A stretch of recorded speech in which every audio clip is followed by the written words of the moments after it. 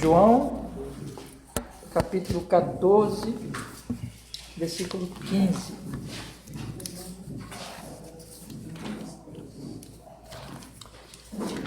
Diz a palavra do Senhor.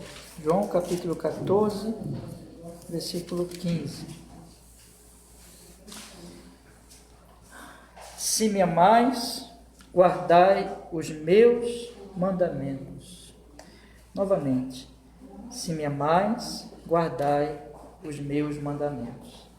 Vamos orar, meus irmãos. Senhor, perdoe qualquer pecado que houver em nossa alma. Nós pedimos, suplicamos, Cristo Jesus, pela graça do Espírito Santo, que nos dirija nessa mensagem. Que esse texto, Senhor, fique claro para nós possamos entender, ao mesmo tempo que o nosso coração se abra para obedecer, para receber a Tua palavra com fé, com reverência, com obediência. Em honra e glória ao Teu nome, Senhor. Nós pedimos em Cristo e nós agradecemos. Amém e amém. Pode sentar, meus irmãos, pode sentar. Amém.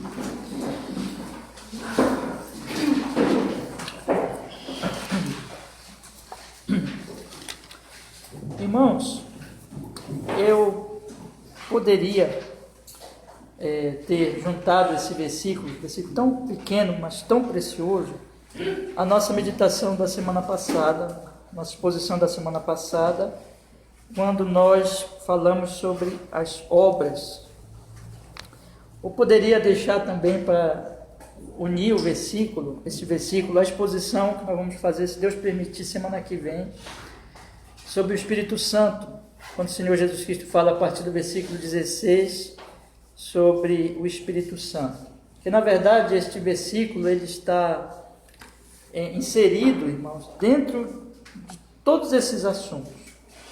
E o que eu pretendo fazer hoje à noite, pela graça de Deus, é mostrar para vocês que ele está aqui posto por Jesus, registrado pelo Espírito Santo aqui nesse capítulo, porque ele tem que estar aqui.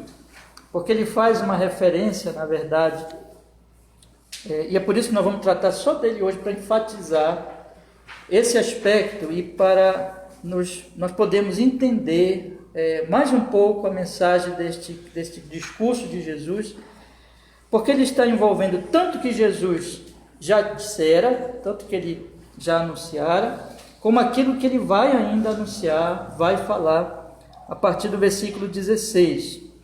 Porque a ênfase aqui está no amor, o amor a Jesus, e a correspondência deste amor a Jesus na obediência, a expressão desse amor ao Senhor Jesus Cristo na obediência, quando ele diz: se me amais, guardais os meus mandamentos.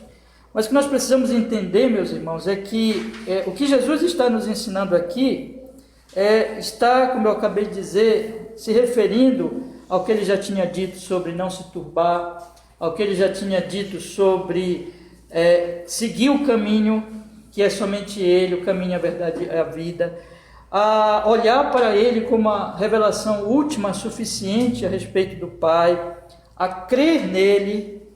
Tudo isso que ele vinha dizendo está inserido aqui: se me amais, guardai os meus mandamentos. Mas também está inserido nas grandes obras que ele acabou de falar, que nós acabamos de estudar semana passada, meditamos aqui do versículo 12 ao 14, e a vinda do Espírito Santo.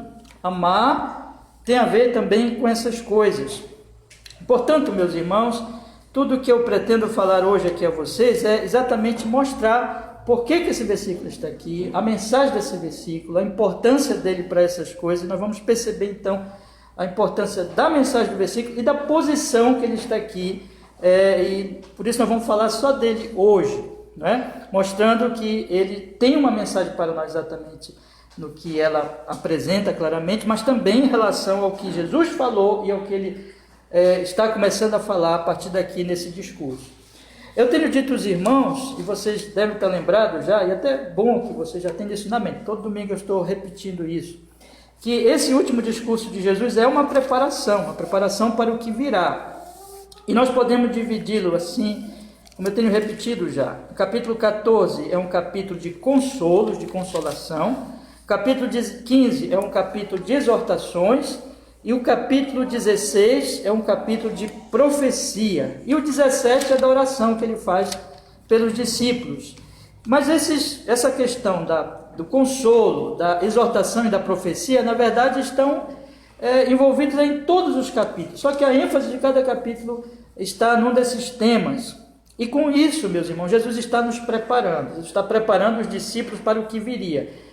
Ele está encerrando o seu ministério aqui nesse mundo, ele já tinha encerrado o seu ministério público, e agora ele está no ministério privado, preparando os seus discípulos para o que viria mais adiante. Ele iria morrer, eles iriam passar uma situação muito difícil por causa da morte dele, ele iria ser sepultado, mas depois ele ressuscitaria, subiria ao Pai, ficaria aqui com eles 40 dias, mas eles teriam então esses sofrimentos, essas situações muito difíceis que eles iriam passar.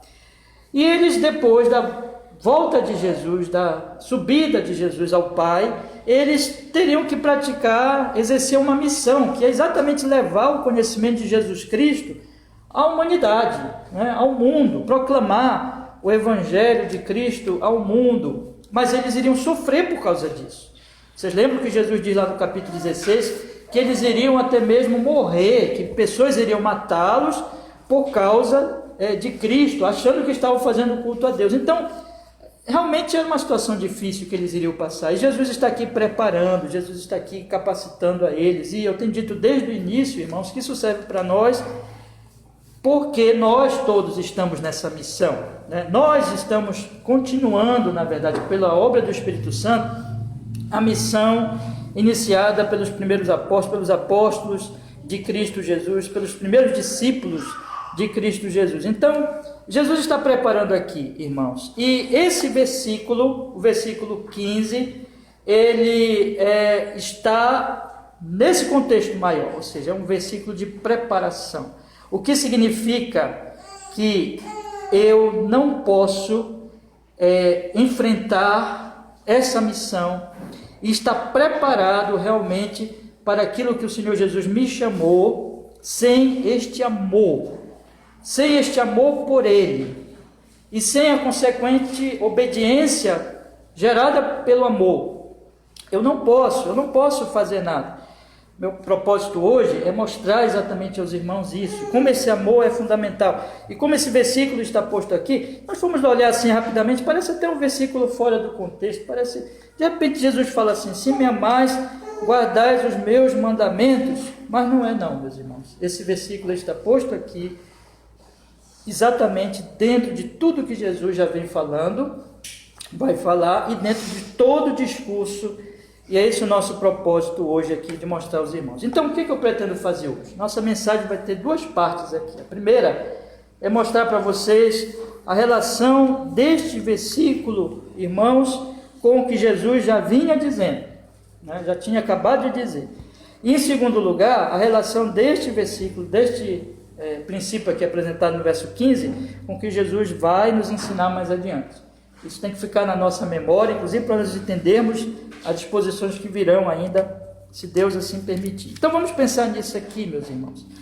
Jesus diz assim, se me amais, guardais os meus mandamentos. Ele está falando aqui de uma relação. Aliás, se me amais, guardais os meus mandamentos. Está falando aqui de uma relação direta.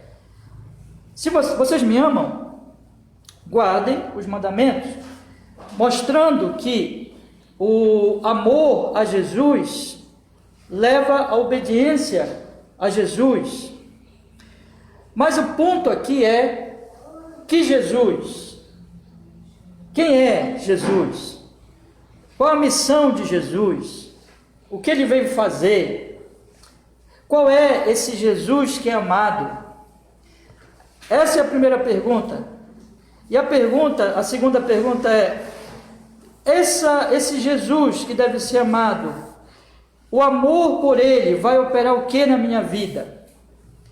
Na minha prática, no meu pensamento, nas minhas atitudes, nas minhas palavras, na minha vida inteira, no meu viver. O que esse amor vai fazer? Então a pergunta é, que Jesus é que eu devo amar? E esse amor o que ele vai operar na minha vida, na medida que eu amo.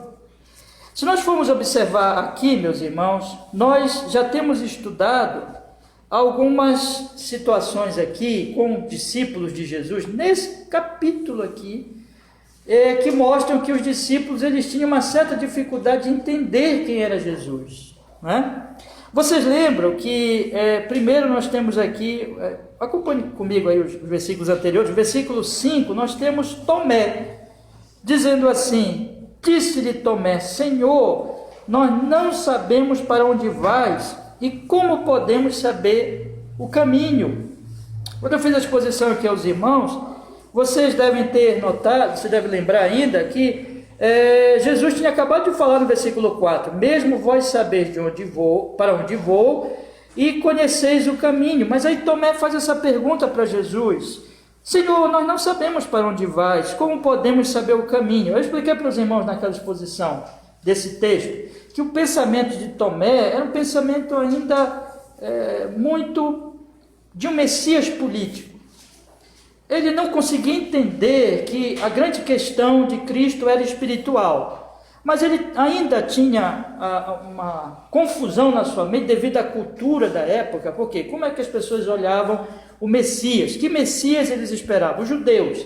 Eles esperavam o Messias político, eles esperavam o Messias que iria lhes libertar do Império Romano. E os discípulos mesmo, que andavam e caminhavam com Jesus o tempo todo, tinham ainda essa contaminação na sua mente. Então, Jesus disse, vocês sabem para onde eu vou e conhecem o caminho. Jesus falou, você já sabe, porque Jesus já tinha falado tantas vezes, de forma clara, sobre a sua missão. Eu vim do Pai, eu trouxe a palavra do Pai. João diz, ele é o verbo de Deus, ele é a palavra, ele é o pão da vida. Então, tudo é relacionado à questão espiritual, de que o nosso problema é que nós somos pecadores e que nós estamos separados de Deus, mas que Jesus veio nos unir a Deus. Mas a mente deles ainda estava perturbada com essas ideias estranhas e eles ficavam confusos.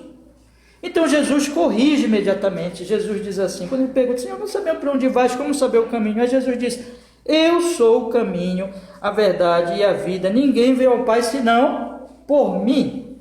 Veja que Jesus corrige Tomé e diz assim, olha, a questão Tomé é o Pai, então eu sou o caminho, a verdade e a vida para o Pai. Filipe, logo em seguida, faz um pedido para Jesus. Leiam comigo aí o versículo 8. Filipe diz assim, disse-lhe Filipe, Senhor, mostra-nos o Pai, o que nos basta. Aí vocês devem estar lembrados também que há poucos domingos nós fizemos essa exposição, que Filipe estava querendo um espetáculo, aquilo que nós chamamos de teofania, de Deus se manifestando de alguma maneira, um espetáculo, ele queria ver o Pai. E aí Jesus diz para ele assim, quem vê a mim, vê o Pai. Como é que tu pedes para ver o Pai? Tu já tens convivido comigo, há tanto tempo tens convivido comigo. A minha palavra é a palavra do Pai. As minhas obras são obras do Pai. Como é que tu dizes, mostra-nos o Pai? Mas perceba, meus irmãos, que tanto Tomé como Filipe, eles têm uma dificuldade em entender, no final das contas, quem é Jesus. Veja que tudo tem a ver com Jesus. Veja que quando Tomé faz a pergunta, não sabemos para onde vai, como saber o caminho, Jesus diz, eu sou o caminho.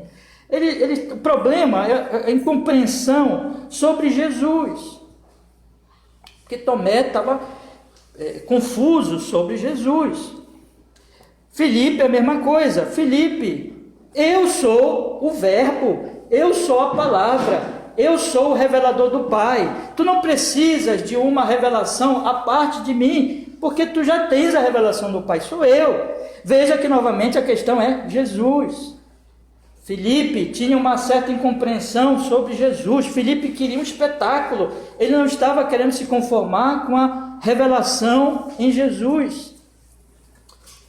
Outra situação aqui, meus irmãos. Jesus, ele começa a revelar para eles, no capítulo 13 ainda, que ele vai morrer, que haverá um traidor, que havia um traidor entre eles, e que Pedro iria negá-lo.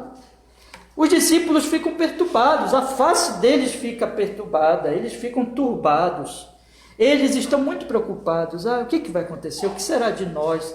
O que será de Jesus? O que será desse grupo de discípulos? O que vai ser de nós? Aí Jesus diz assim para eles: não se turbe o vosso coração. Credes em Deus, crede também em mim. Na casa de meu pai há muitas moradas. Eu vou preparar lugar, eu vou morrer na cruz, eu vou fazer tudo, preparar o lugar para vocês, para que vocês vivam comigo. Eu vou voltar e vocês vão estar comigo para sempre. Então veja, irmãos, que a preocupação deles, de novo, era em relação a Jesus. Jesus vai morrer. Vai ter traidor aqui contra Jesus. Pedro vai negar Jesus. Veja que de novo a questão é Jesus. Eles estavam turbados. Por que eles estavam turbados? E por isso que Jesus diz: olha, não se turbem, vocês não precisam ficar tão angustiados, porque eu vou preparar um lugar para vocês, eu vou morrer na cruz por vocês, eu vou resolver o problema de vocês, que é espiritual. O tempo todo, vocês percebem, eu quero chamar muita atenção dos irmãos para isso. O tempo todo Jesus está corrigindo-os em relação à sua pessoa, porque eles têm uma dificuldade com relação à pessoa de Jesus. Quem é Jesus? Que tipo de Messias é o Senhor Jesus Cristo? O que ele veio fazer, afinal? O que ele veio operar? O que ele veio, como Messias, ele veio nos salvar do quê? E aí Jesus vai corrigindo. Jesus primeiro diz: não se turbe o vosso coração. Credes em Deus, crede também em mim. Não fiquem preocupados. Olhem para mim, confiem em mim, entendam a minha obra. Eu vou preparar lugar para vocês, eu vou voltar, vocês vão estar para sempre comigo. Primeiro, Jesus diz isso. Segundo, Jesus diz: vocês já sabem o caminho. Sigam agora o caminho. Aí Tomé pergunta, ele explica melhor: eu sou o caminho. Eu sou o caminho. Olhem para mim, creiam em mim, permaneçam em mim. Lá no capítulo 15 ele vai dizer que nós devemos permanecer nele, que ele é a videira verdadeira, ele é tudo que nós precisamos. Eu sou o caminho, a verdade e a vida, ninguém vem ao Pai senão por mim. Na questão de Felipe, ele diz: creia em mim, Felipe, eu sou o revelador do Pai, eu vim revelar o Pai para vocês, nas minhas palavras e nas minhas obras, portanto, creia. Olhe para mim, se você quer conhecer o Pai, olhe para mim. Irmãos, com tudo isso, o Senhor Jesus Cristo estava corrigindo o entendimento dos discípulos a respeito da sua própria pessoa, revelando-se a eles, melhorando ainda mais, esclarecendo, explicando ainda melhor quem ele era. Você percebe o que ele diz aqui no versículo 7, se vós me conhecesseis a mim, também conhecereis a meu Pai, e já desde agora o conheceis e o tendes visto. Ele está falando do agora, ele está falando daquilo que ele vem explicando para eles nesse discurso, mostrando quem é o Pai, mostrando quem ele é, como o revelador do Pai. Com isso, Jesus está se revelando. E com essa revelação que Jesus está fazendo de si mesmo, Jesus está corrigindo a compreensão equivocada que eles têm do próprio Cristo. Tirando as nuvens, para que o sol brilhe, para que a luz da verdade brilhe neles. Eles precisam entender de fato quem é Jesus e amar esse Jesus.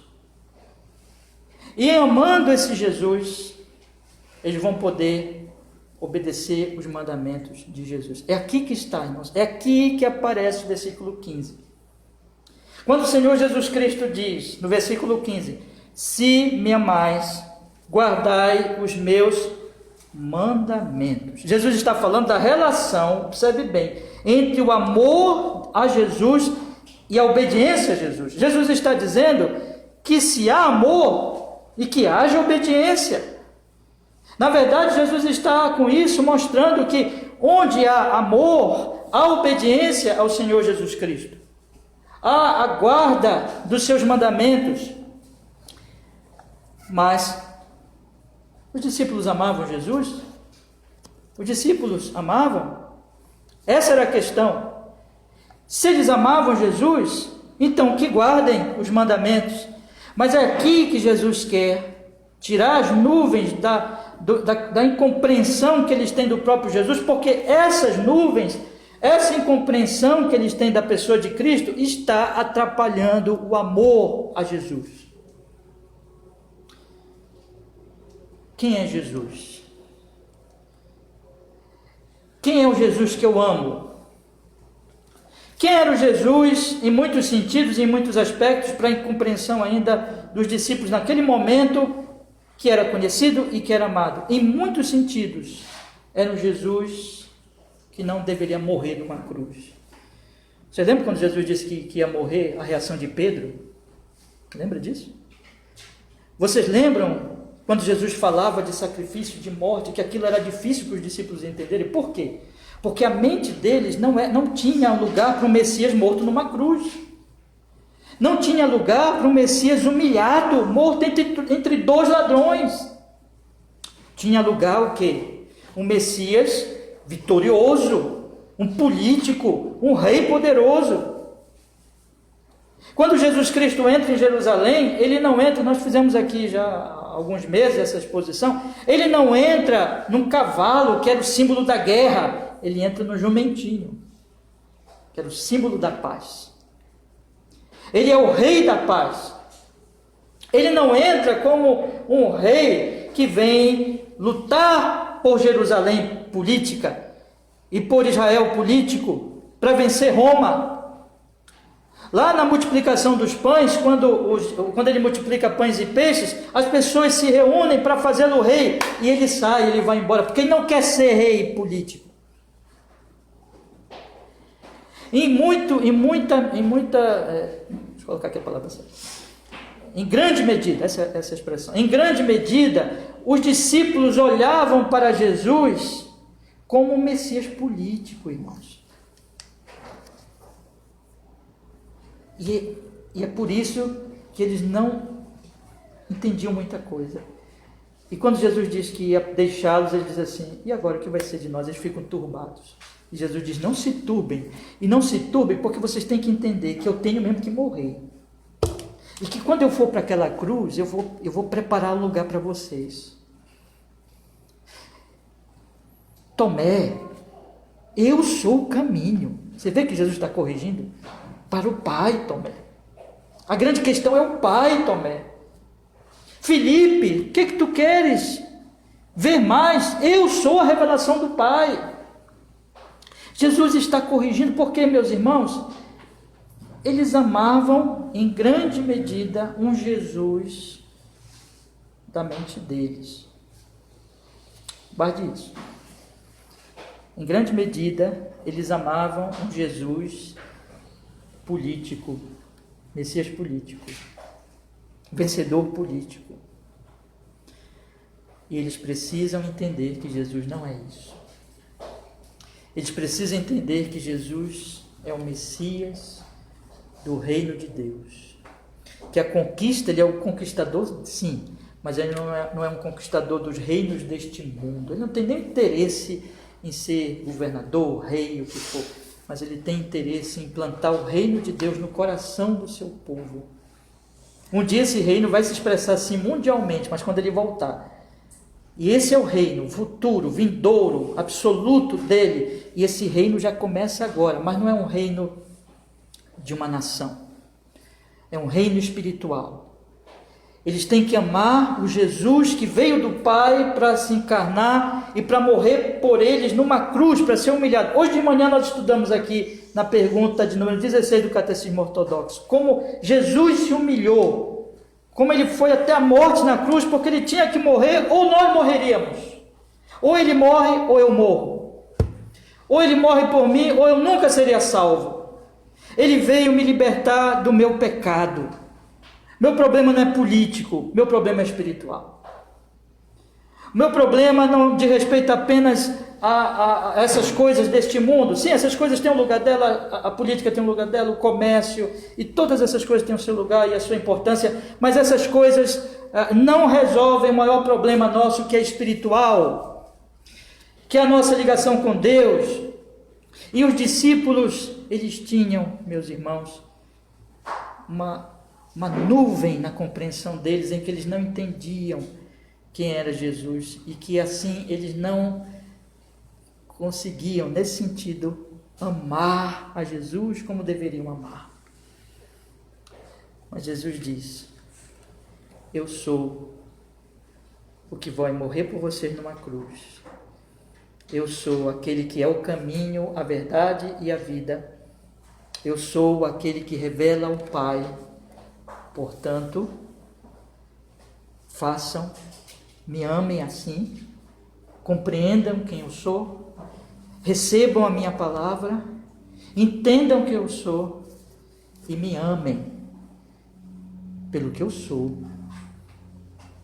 E vocês vão me amar quando vocês entenderem de fato quem eu sou. E aí vocês vão obedecer aos meus mandamentos. Vocês vão deixar de estar turbados. Vocês vão olhar para mim unicamente, tão somente como o caminho, a verdade e a vida, e vão perseverar em me seguir. Vocês vão olhar para mim para que eu revele o Pai para vocês. Vocês vão me buscar cada vez mais para conhecer o Pai.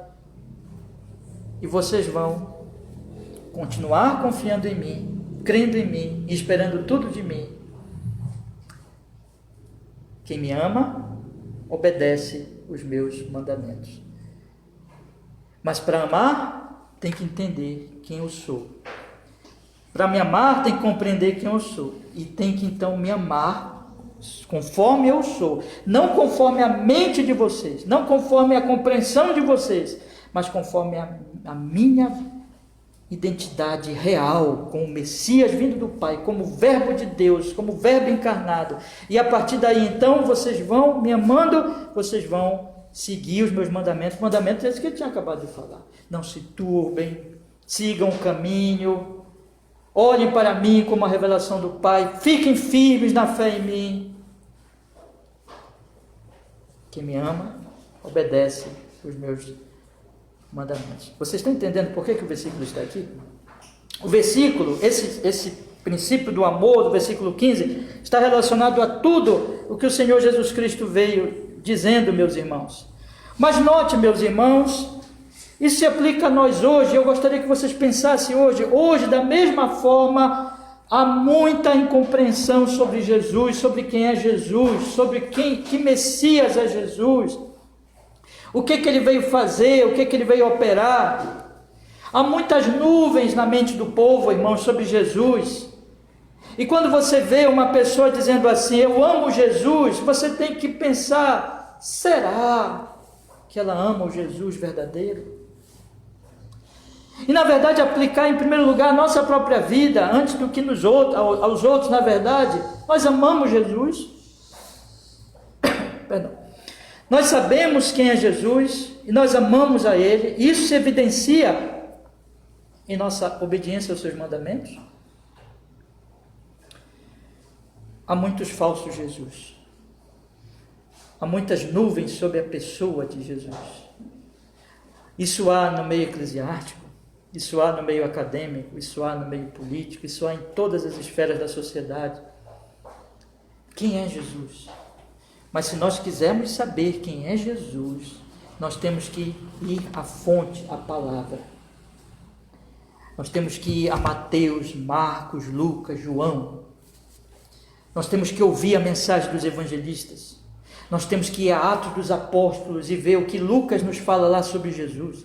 Nós temos que ir às cartas apostólicas e ver o que Paulo, Pedro, Tiago, Judas, que não é os Iscariotes, o que eles dizem sobre Cristo. Nós temos que ir ao Apocalipse para compreender quem Ele é. Nós temos que ir para o Antigo Testamento também, porque o Antigo Testamento promete Jesus e aponta para Jesus. Nós temos que ir para as Escrituras. A nossa compreensão sobre Jesus não tem que ser de acordo com o nosso entendimento de quem deve ser Jesus. Como Ele deveria ser. Mas sobre quem realmente Ele é, da forma como Ele realmente é, de acordo com a sua identidade real que está nas Sagradas Escrituras. E se há uma mensagem de Jesus para nós hoje é essa, irmãos. Ele quer corrigir de nossa mente qualquer nuvem, qualquer incompreensão sobre a pessoa dele. Nós temos que olhar para a palavra com oração e clamor. Jesus, eu quero de fato te conhecer cada vez mais. Eu quero saber quem o Senhor é e quero amá-lo. E só assim eu vou obedecer. Nós só vamos experimentar essa paz no coração. Nós só vamos estar realmente, de fato, no caminho verdadeiro, que é a verdade e a vida. Nós só vamos conhecer cada vez mais ao Pai, na medida que nós crescermos no conhecimento da pessoa de Jesus, da verdadeira identidade de Cristo que está expressa nas Sagradas Escrituras. Por isso que nós estamos aqui todos os domingos, com a graça de Deus, procurando pregar as Escrituras, para falar de Cristo. Cristo é a nossa mensagem. Por isso que os irmãos devem ler as suas Bíblias todos os dias, com oração, com clamor, com súplica, para conhecer, para amar e para servir cada vez melhor a esse Jesus. Daí que é o nosso esforço, irmãos, de fazer isso. Mas em segundo lugar, e essa é a segunda parte da minha mensagem hoje à noite, irmãos, nós temos que entender que o que o Senhor Jesus Cristo, ele coloca aqui nesse versículo, tanto tem a ver com o que ele acabara de falar, como o que ele começou a falar já, e com o que ele vai continuar falando. Vocês lembram o que ele disse no versículo 12? Vamos ler? Na verdade vos digo, que aquele que crê em mim, também fará as obras que eu faço, e as fará maiores do que estas, porque eu vou para o meu Pai. Semana passada nós estudamos aqui esse texto e eu procurei mostrar para os irmãos que essas obras aqui não são milagres, não são coisas extraordinárias, mas é a missão, é a obra do Espírito Santo em nós e através de nós. É João 15, ele é a videira e ele nos dá a vida, e o Pai é o agricultor, e nós produzimos o seu fruto, o fruto do Espírito Santo. É a vida de Deus em nós, é a vida do Espírito Santo em nós. Essas obras maiores é Atos 1:8, recebereis poder ao descer sobre vós o Espírito Santo e ser-me-eis testemunhas em Jerusalém, como em toda a Judéia, Samaria e até os confins da terra. É o espalhado o Evangelho através da igreja cheia do Espírito Santo, que vive o Evangelho, que é sal da terra, que é luz do mundo e que leva o Evangelho às nações. E é Jesus operando essas obras, na medida que a igreja pratica essas obras e ora para que ele faça essas obras, porque ele diz, tudo quanto pedir, verso 13, em meu nome, eu farei, para que o Pai seja glorificado no Filho. Se pedir, verso 14, alguma coisa em meu nome, eu farei. É ele fazendo através de nós. É aquilo que eu falei para vocês, até mencionei as exposições do reverendo Paulo Anglada, que ele diz, o Atos dos Apóstolos Lucas escreveu 2 livros. Lucas, que fala da obra de Jesus, fisicamente aqui, falando, pregando, curando, operando milagre, morrendo na cruz, sendo sepultado, ressuscitando, subindo ao Pai. Jesus operando ali, Lucas. Mas Atos, é Jesus operando também, por meio do seu Espírito Santo, através da igreja. Então, é Atos de Jesus, são Atos de Jesus, na verdade assim que deveríamos até chamar. Atos de Jesus, por seu Espírito, através dos apóstolos, através da igreja. É Jesus operando, ele diz, eu farei, irmãos. E aí, veja a conexão, perceba bem a conexão de tudo isso que eu estou lhes falando. Aí Jesus diz assim, se me amais, guardais os meus mandamentos. O que ele vai falar? De quem que ele vai falar em seguida, nos versículos 16 em diante? E ele vai se referir a esta bendita pessoa várias vezes neste discurso. De quem que ele fala? Ele fala do Espírito Santo. Ele diz no versículo 16, e eu rogarei ao Pai, e ele vos dará outro Consolador, que quer dizer Auxiliador, para que fique convosco para sempre, o Espírito de verdade, que o mundo não pode receber, porque não vê nem o conhece, mas vós o conheceis, porque habita convosco e estará em vós. O Espírito Santo de Deus, prometido, meus irmãos, aqui, viria no grande dia de Pentecostes, em Atos 2, e a partir dali, a igreja como que explodiria em virtude, na pregação, na proclamação do Evangelho, e virarei aquele mundo do Império Romano de cabeça para baixo, pela verdade do Evangelho. A obra do Espírito Santo. Eles tinham uma missão. O Espírito Santo iria santificá-los. Jesus ora por eles em João 17, pela santificação deles na verdade. O Espírito Santo iria lhes encher do fruto do Espírito Santo, conforme Paulo fala em Gálatas, e que Jesus usa a ilustração da videira em João 15. O Espírito Santo iria transformar a vida deles, iria santificá-los e mostrar a vida do reino nas palavras, na prática deles. O Espírito Santo iria levá-los a proclamarem esse bendito Evangelho, iria convencer pecadores, iria converter, como aconteceu no primeiro sermão de Pedro, milhares de pessoas. O Espírito Santo iria fazer isso. Eles serviriam ao Senhor Deus no poder do Espírito Santo em Cristo Jesus. Eles serviriam uns aos outros. Lembra que Jesus diz lá em João 13, no capítulo anterior, Jesus chegou ali, todos chegaram ali, ninguém queria lavar o pé do outro, mas Jesus pega, cinge-se com uma toalha e faz um trabalho de escravo e lava os pés de todos eles, porque Jesus diz: eu vim servir. Façam como eu fiz, sirvam uns aos outros. No poder do Espírito Santo, eles deixariam de ser orgulhosos, soberbos, querendo só ser servidos, mas iriam servir uns aos outros. No poder do Espírito Santo, eles iriam amar os inimigos, orar pelos que os perseguem. No poder do Espírito Santo, eles iriam perseverar com o mesmo amor, confiando no Pai, esperando o reino vindouro, até as últimas consequências, conforme o capítulo 16 diz, mesmo que eles tenham que morrer, eles continuariam obedecendo ao Pai e a Cristo, e levando adiante a missão de proclamar o Evangelho no poder do Espírito Santo. A igreja só está aqui para esta missão. A igreja não é deste mundo. A igreja é um povo peregrino, é um povo que está em caminho do reino. A igreja é definida por Paulo como coluna e baluarte da verdade. Cristo chama a sua igreja, chama os seus discípulos de o sal da terra, luz do mundo. A igreja está aqui como luzeiro, meus irmãos, num mundo de trevas, que não sabe para onde ir, que não conhece nada, que está perturbado nessa pandemia, por exemplo. O que será de nós? Estamos morrendo aos milhares. A igreja tem que apontar Cristo e tem que dizer: Cristo é a esperança, venham para Cristo, creiam em Cristo. O trabalho da igreja não é lutar por política, ainda que a política tenha a sua importância. O trabalho da igreja é levantar o estandarte do Evangelho e proclamar Cristo às pessoas. O trabalho da igreja, meus irmãos, é esse. Ela é coluna, baluarte da verdade.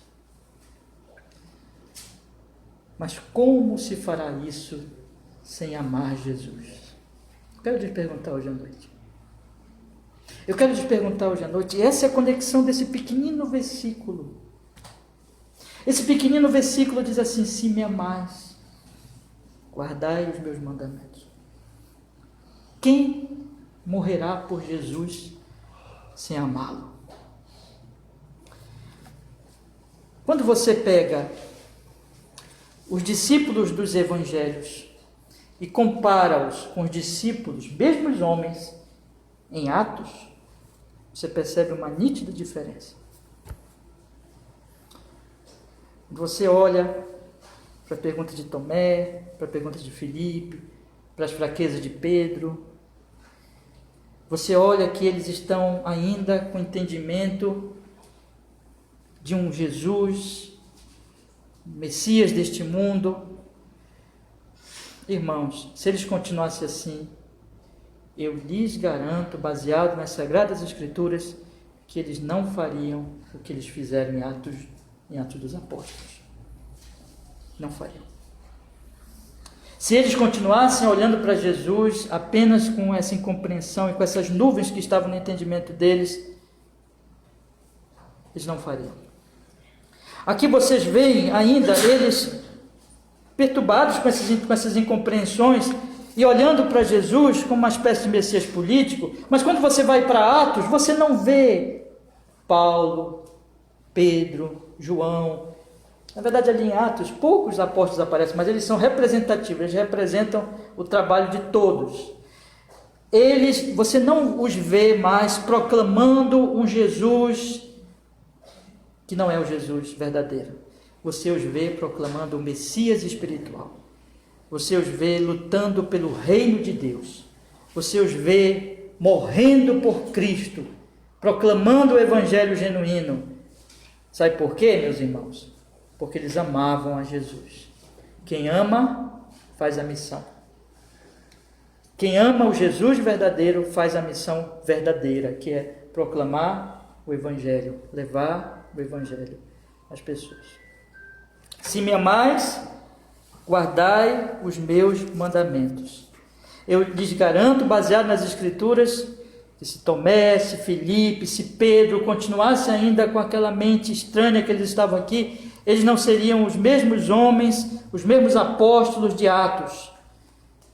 Vocês leem Atos 2, eles cheios do Espírito Santo, nunca mais eles pensaram num Jesus Messias político. Eles entenderam quem era Jesus, eles amaram esse Jesus e eles obedeceram esse Jesus, eles fizeram a sua missão. O amor por Jesus leva à missão verdadeira por Jesus.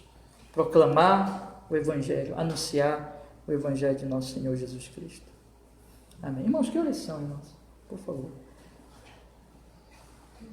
15 para 9. Pensei que estava erradinho. Então, essa é a nossa missão.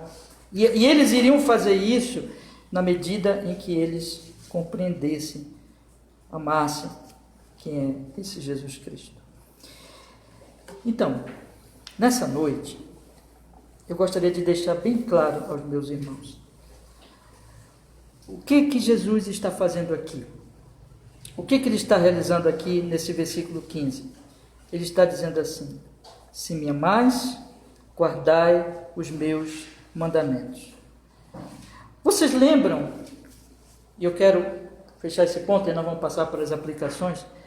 Vocês lembram que tinha um deles que não amava Jesus mesmo. Quem era? Judas. Judas já não está mais aqui. Judas é o símbolo de quem não entende quem é Jesus, de quem não compreende quem é Jesus de verdade e de quem trai Jesus, porque tem outros interesses. Mas os 11, todos esses homens que estão aqui, meus irmãos, que foram corrigidos por Jesus, eles amaram Jesus e eles foram até a morte por causa de Jesus. A partir daqui, eles não se deixaram tomar pela turbulência. Eles não desistiram do caminho que é Jesus. Eles ficaram olhando o tempo todo para Jesus para conhecer cada vez mais o Pai. E eles fizeram, efetivamente, obras maiores que o próprio Jesus, no sentido da missão, no poder do Espírito Santo, porque eles amavam Jesus, mas Judas não. Se qualquer deles tivesse permanecido com aquela ideia errada, eles não fariam isso.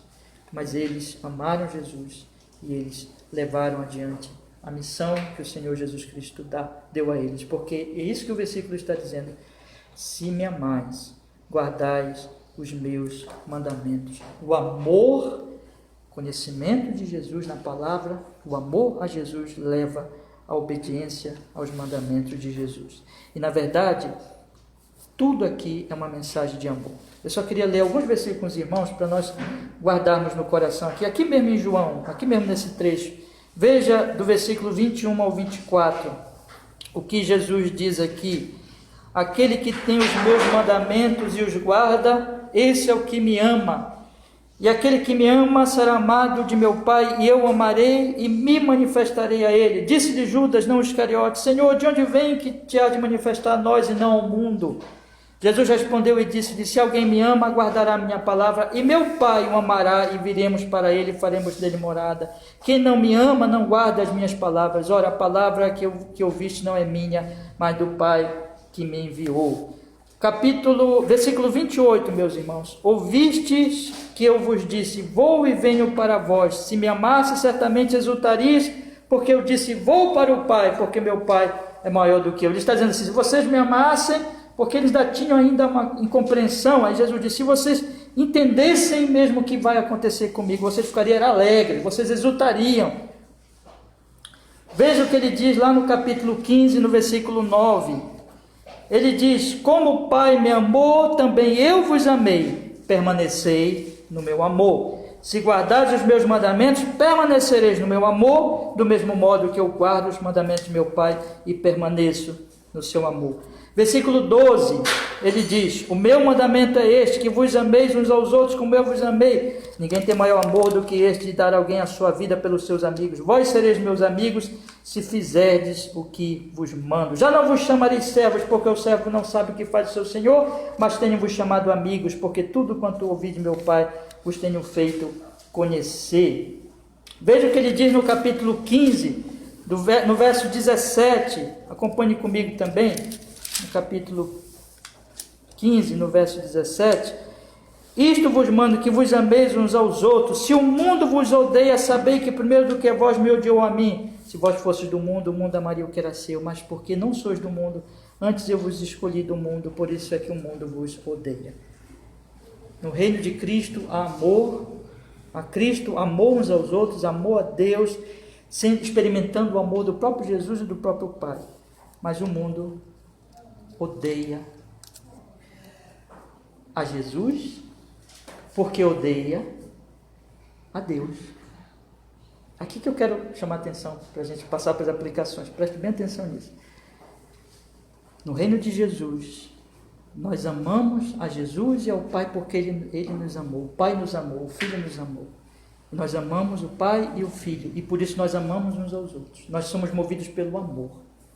Mas o mundo odeia a nós, porque odeia a Jesus. E odeia a Jesus porque odeia o Pai. Jesus diz assim: eles viram as minhas obras, eles ouviram a minha palavra, mas me odiaram, porque eles odeiam o Pai. E porque eles odeiam, eles perseguem os discípulos. O ódio leva à perseguição. O amor leva à missão. Entendeu?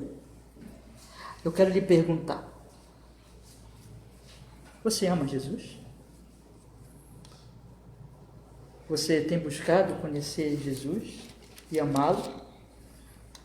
Isso se evidencia nas suas obras, na sua vida? Deixa eu lhes dar 2 conselhos, irmãos, e aqui eu encerro com essas duas lições, 2 aplicações. O primeiro conselho que eu gostaria de dar aos irmãos hoje à noite: o que nós precisamos? Nós precisamos conhecer Jesus de acordo com a palavra dele. Irmãos, quem é Jesus? Quem é Jesus para você, meu irmão, minha irmã? O seu entendimento, a sua concepção sobre Jesus tem que ser de acordo com a real identidade de Jesus. E onde ela está? Na Bíblia. Por isso eu quero lhe dar um conselho hoje à noite. E é isso que Jesus está fazendo com os discípulos, e é isso que o texto traz para nós. Procure conhecer Jesus na Bíblia. Estude a Bíblia com oração para conhecê-lo. E em conhecendo, quando você faz isso, na verdade você já conhece algo dele, você já o ama, mas aí você vai conhecer mais ainda e você vai amar mais ainda. Na medida que você conhece, você ama. E na medida que você ama, você obedece. Portanto, o conselho que eu lhe dou é: gaste seu tempo. Tire um tempo diário para buscar esse tesouro que é Jesus. E ele está nas Escrituras. E aproveite as exposições, fazendo como o povo bereano, indo para a Bíblia para ver se é exatamente assim. com interesse de não só ter um conhecimento teológico, mas um interesse de conhecer Jesus. Procure conhecê-lo. Não permita que a sua mente seja cheia de ideias equivocadas sobre Jesus. O que Jesus está nos ensinando aqui é que nós temos que largar qualquer ideia que não é real sobre a sua pessoa, mas entender quem ele é, conforme ele se revela a nós nas Sagradas Escrituras. O Antigo Testamento promete Jesus, e no Novo Testamento ele vem, ele se encarna e ele se revela a nós. Na verdade, na Bíblia inteira. E o segundo conselho que eu lhe dou, meu querido irmão, você tem uma missão neste mundo. Aquilo que Jesus tinha acabado de dizer, vocês vão fazer obras maiores do que as que eu fiz, ele está falando de todos. Ele diz aqui no capítulo 14, no versículo 12, na verdade vos digo que aquele que crê em mim também fará as obras que eu faço e fará maiores. Ele está falando de todos os crentes. Todos nós crentes, o crente mais humilde, o crente mais simples, ele recebeu de Jesus uma missão de fazer essas obras, de ser luzeiro no mundo. Busque a piedade, meu irmão, minha irmã. Busque ser cheio do Espírito Santo, sendo cheio da palavra, orando, olhando para Cristo, se levantando contra o pecado, mortificando o pecado, vivendo cada vez mais em obediência a Jesus. Seja luzeiro, não seja igual a todo mundo, não seja parte das trevas, mas ilumine esse mundo com uma vida piedosa, com amor, na medida que você ama realmente Jesus. Eu não estou falando de uma falsa piedade ou de uma aparência de piedade, mas estou falando da real piedade que vem do amor a Jesus. Quanto mais nós amamos a Jesus, mais nós vamos ser cheios do fruto do Espírito, do fruto da videira. Vamos estudar, se Deus quiser, o capítulo 15. Ele é a videira, nós somos os ramos. Você tem uma missão.